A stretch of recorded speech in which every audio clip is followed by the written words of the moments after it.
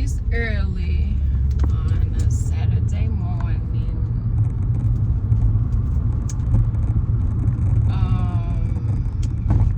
Yesterday was a big thing where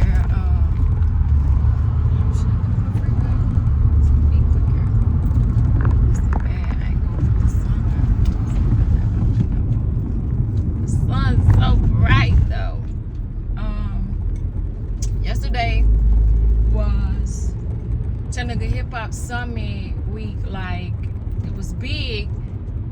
Dame Dash was in town, and he did a conversation with Dame, with him and one of the local rappers, Mal the Pimp, who is friends with my kid's dad. And I've been watching Mal for a long time, and I'm really proud of what he's doing and what he's accomplishing. It's really dope. And I couldn't, if I had to pick one person to interview Dame, although it wasn't on me, it would definitely be Mal, because he's definitely put in the work. He's been grinding, he's been doing it. So I got the vending table back in July, and I got it so that I would be able to have a conversation with Dame Dash. It wasn't the one that I wanted, but I still was able to tell him something about me, tell him who I was. I got him to sign my Rockaware vest, original Rockaware vest. I bought it, I took it to college, I never did wear it. It hung up in the closet literally until about 2 years ago when I wore it to an old 90s party. So it goes in my collection of things that have been signed that I'll give to my great-great-grandkids, because these new kids ain't gonna care nothing about it. And then my great-great-grandkids gonna be like, well, who is this? But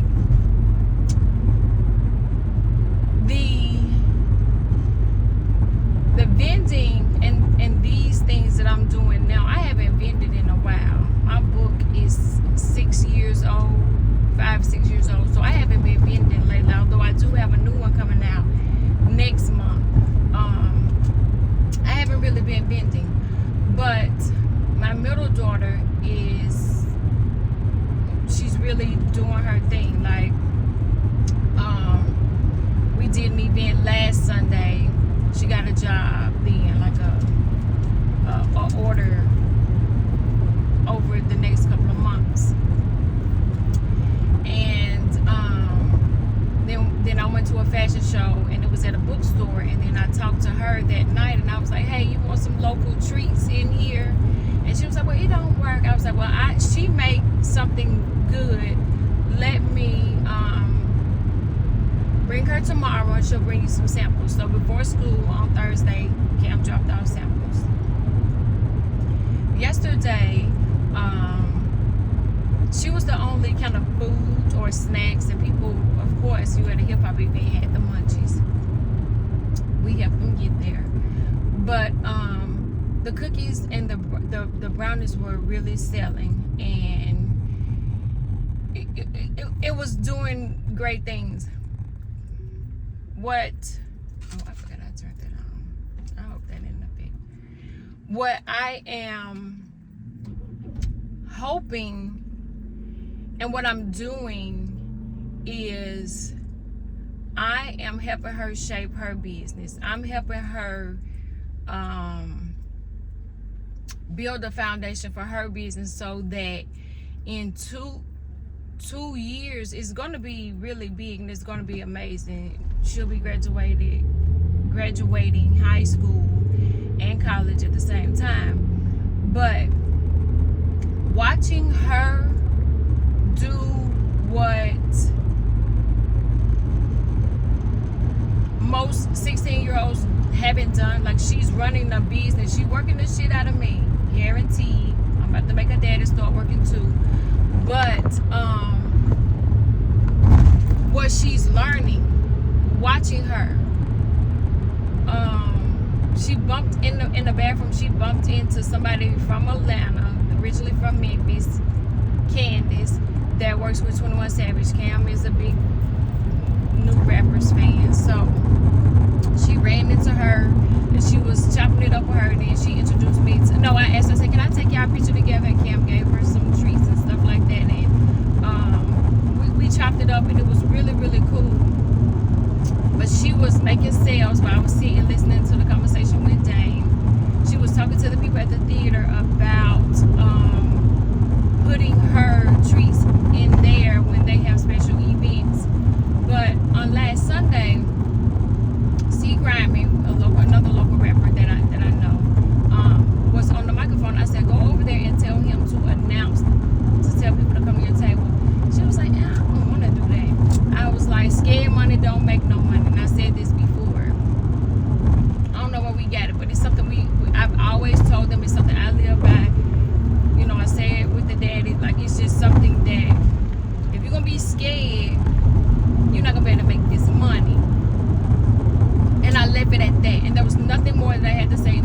over there and she told him, I'm Shasta's daughter and blah, blah, blah. It's always convenient for them to throw my name around. When other people look at them and be like, you such and such kid. They don't be really like, I'm my own person.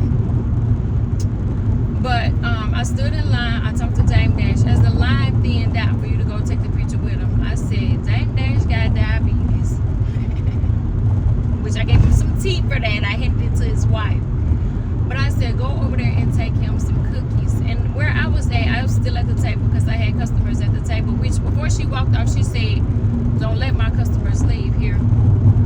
Yes, ma'am, say less. But when she said, she walked over to Dame, I got a little video, a few pictures. It was blurry, but it was my kid and Dame Dash. And she said, he was so nice. He was like, what you got for me, sweetheart? He was really nice. He said, I ain't supposed to be eating, but I'm gonna taste it anyway. Which he is real concerned and cares with what he put in his body. So, you know, and it ain't no. They good. They ain't sugar free, of course, because they cookies. But maybe she might need to come up with something. But I'm back at it today. She's baking, so that means I have to go set up again by myself and wait on her to come. To watch her shine in her element, which used to be my element, because I was, you know, slanging books and, you know, now herbs and things like that. But to watch her shine in her element and see that at first she was shy and did one, I don't want, but it's coming out of her, the businesswoman, the entrepreneur. She was raised by entrepreneurs, so entrepreneurship it runs in her veins, in her blood. And it's crazy to think that she's on the same campus now, 16 years later, that I was on when I was pregnant with her. 17 years later, she's on the same campus, and she'll be the first in our families on both sides to graduate at 18 already, you know, with a degree, so to speak. She'll have her associates, although she wants to go further. And that may be what she do. She may go further with her criminal justice degree. She might fall. But then too, she might realize that baking is really what she loves to do, and it's where her passion is, and it's where the money comes in. So she might change her mind altogether. I don't know. All I know is that I thank God that I'm in a position where I'm able to push them into the dreams, the goals, and the life that they want, that they love, that they thrive in. That wasn't the case for me. For me, it was you must graduate high school. If you get pregnant, you should get married and not shack up. Get a good government job. Get a job at an insurance company with good benefits. Sit there for about 30 years. Retire. And then what? That's, you know, and now it's not possible. That's what we were taught back in the 90s, though. That was what to do. But now we realize with inflation and the pandemic and the money being funny and you need more than one. You need, if you want a degree, you need a degree, then you need a side hustle, then you need a scam, and then you need something that you can make money while you're asleep, which is what I need. I said last night, when I finally ate, it was like 11 o'clock. I think I ate with my eyes closed, like literally eyes closed. And then tomorrow, I promised my cousin brunch. I've changed it on them once already. And then I have to work. But my sister's birthday was the other day, and I haven't seen her. We haven't, you know. So some sacrifices have to be made somewhere. I don't know where. But all of that to say, if I had to honestly say that I wanted to figure out what this dream of mine is and live it out in true color, it would be raising the most amazing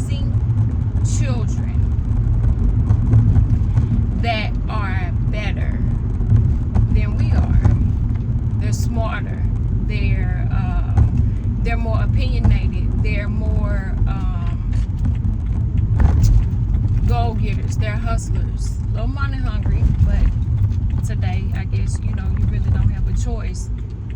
It's either eat or be eaten, and we raising big dogs, so we can't be eaten. And then we're the type of family that, you know, we'll rally around and get help. But I was like, let me tell the daddy today, so he'll know. I can't just do this by myself now. Shit, she have yours too, so we gonna have to. And he didn't know the scope of how much, and so he was like, "Oh, that's amazing." You know, yeah, it's amazing when you just sitting back. It's tiring when I went to bed late. I can't even remember what I was doing, but I think I fell asleep sitting up. And then I woke up at 4:44. Then I had to look for my phone. So by the time I found the phone to see what time it was, like, damn. And then next thing I know, it was 8 o'clock. And so